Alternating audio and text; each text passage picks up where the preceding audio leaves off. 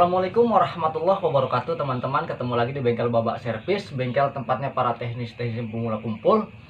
Di sini saya selalu berbagi tentang perbaikan-perbaikan, baik itu perbaikan-perbaikan dasar dan mungkin nanti sedikit demi sedikit akan naik level. Untuk kali ini saya nggak memperbaiki, tapi saya akan membagikan tutorial bagaimana cara membaca voltmeter pada ampermeter ini. Kenapa saya harus membuat video ini? Karena ini udah terlalu banyak teman-teman yang request, Bang, gimana cara ngebaca voltmeter pada jarum ampermeter, gimana caranya? Tapi nggak pernah saya hiraukan sampai saya pun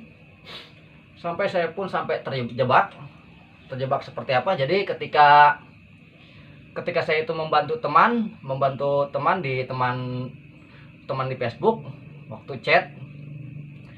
Jadi dia ada permasalahan di dalam TV-nya. Ada permasalahan di TV-nya. Mungkin dia benar-benar masih pemula. TV-nya gambarnya gelap dan saya bilang ke dia, "Oke, Bang, cek aja heaternya." Dan saya bilang ke dia, "Cek heater dengan skala AC." Oke, langsung dicek sama dia. Pas ketika dicek, dia langsung inbox saya, "Udah, Bang, udah dicek. Berapa nilainya?" Dia bilang, kata dia 180 volt. Wow. Padahal stum heater itu maksimal cuma 5 volt. Kok bisa 180 volt? Saya yang ngaco apa siapa yang ngaco nih? Gitu.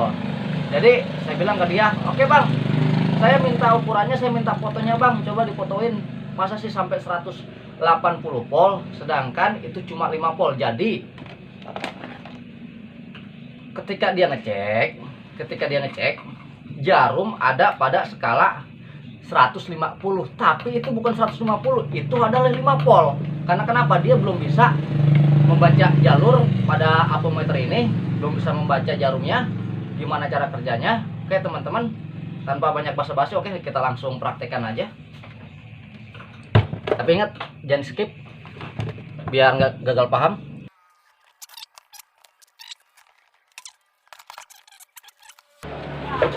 Oke, kita masuk pada intinya. Ingat, jangan di skip biar nggak gagal paham. Pertama kita mulai dengan bismillahirrahmanirrahim. Oke, mau selamatan. Oke teman-teman, ini multitester analog, mungkin semua juga tahu. Jadi apa sih multitester itu? Multitester sama seperti alat timbang. Alat timbang sama seperti yang untuk dari gram sampai tonase. Jadi kesimpulannya seperti ini teman-teman. Kesimpulannya seperti ini. Apabila alat yang untuk gram, anggaplah emas. Apabila ini sebuah emas, kita timbangkan pada timbangan buat nimbang beras. Ya nggak mungkin. Karena kenapa? Kita nggak bakal bisa membaca keakuratannya. Nggak mungkin kita bisa membaca keakuratannya. Karena kenapa? Jarum pun akan bergeser, bahkan mungkin nggak bergeser sama sekali. Karena yang diukur itu gram, bukan kilo. Begitupun sama apabila tonase ukuran ton. Kita mengukur telur seperapat dengan timbangan tonan, itu nggak mungkin bergerak juga. Jadi tergantung kita memainkan ini. Jadi hari ini kita fokus pada nih teman-teman, kita fokus pada mengukur tegangan, cara mengukur tegangan dan cara membaca ampermeter ini. Pertama, yang tadi saya bilang, dia sama seperti sebuah timbangan nih, dia ada 10, 50, 250 dan 750. Kalau misalnya kita putar di 10, nih seperti ini, maka yang kita baca adalah angka yang di belakangnya ini 10. Nah ini dia 0, 2, 4, 6, 8, 10. Misalnya dia bergerak ke 4, berarti dia 4 volt. Bukan berarti dia bergerak ke 4 kita nyatakan itu 100 volt, bukan. Atau kita nyatakan sebagai nih, saya ini ke 10. Tolong diperhatikan. Misalnya dia ke angka 4, bukan berarti kita ngebaca dia itu 20, 100 atau 30. Jadi kita bacanya dia itu 4 volt. Karena kenapa? Kita putar ini pada angka 10. Apabila kita putar kepada 50, berarti ini ditunjukkannya untuk angka 50. 50, 40, 30, 20, 10. Oke, teman-teman, semoga dapat dipahami. Kalau enggak paham juga kelewatan. Oke. Lanjut lagi. Nih, sekarang kita lari ke 250. Nih. 250. Kalau 250 kita bacanya di mana? 250 ya kita bacanya di 250, 200, 150, 100 dan 50. Apabila dia bergerak di antara sini, berarti tinggal kita hitung aja di sini 150, ini 200. Oke, sekarang kita praktek langsung. Nih, tegangan 220. Nih, tegangan 220. Kita putar pada skala 250. Kita putar pada skala 250. Jadi dia berapa? Bergeraknya berapa? Nanti kita lihat. Oke, teman-teman. Ini terukur 225 volt. Memang di tempat saya memang lumayan, voltasenya lumayan bagus. Ini terukur 225 volt, lebih dari 220. Jadi seperti itu, teman-teman. Apabila kita taikkan ke 750, itu dia akan bergerak beda lagi, teman-teman. Ini akan berat banget. Tuh, teman-teman. Maka dia bergerak di antara situ, teman-teman. Dia nggak bakal. Jadi kalau untuk mengukur keakuratannya kita sesuaikan kebutuhan. Apabila kita mengukur tegangan 250 berarti yang kita ukur itu. Apabila kita mengukur 220 berarti yang kita ukur itu, yang kita putar itu adalah 250. Seperti itu, teman-teman.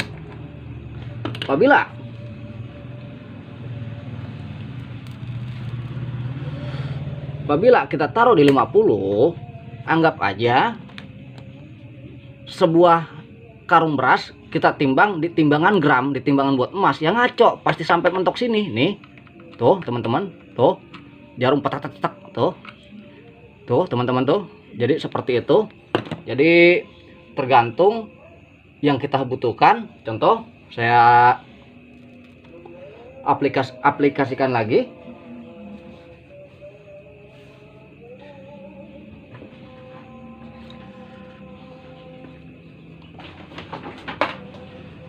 Nih, teman-teman, kita aplikasikan lagi kepada tembakan tabung.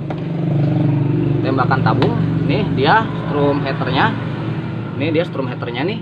Sekarang kita colokan aja strum heaternya di sini. Nih, teman-teman, tolong dilihat. Bentar. Wow, keras.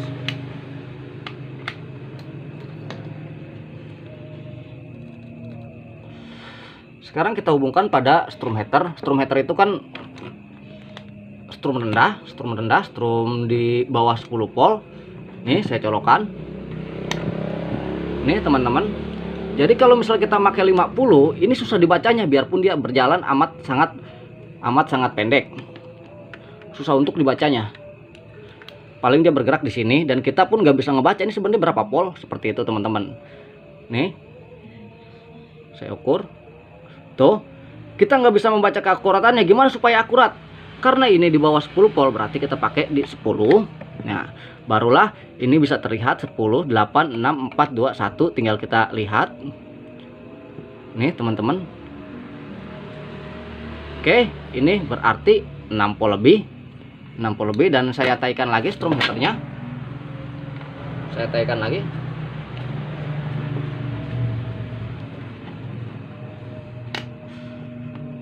Bentar, saya taikan lagi nih tembak tabung saya. Nih, teman-teman, bisa dilihat tuh, ini 8 volt lebih. Nih 8 volt lebih. Jadi apabila saya taikan lagi, nih teman-teman, bisa dilihat. Oke, dia 10 volt. Apabila kita taruh di 50, berarti kalau di 50 nih, 50, 40, 30, 20, 10, berarti dia di sini. Tuh, teman-teman. Nih. Ini dia teman-teman, nih 10 volt aja. Jadi seperti itu cara untuk membaca jarum pada apometer. Ini untuk AC dan ini untuk DC. Untuk DC. Apa itu DC? Apa itu AC? AC itu, tegangan AC itu bukan berarti AC yang pendingin, bukan.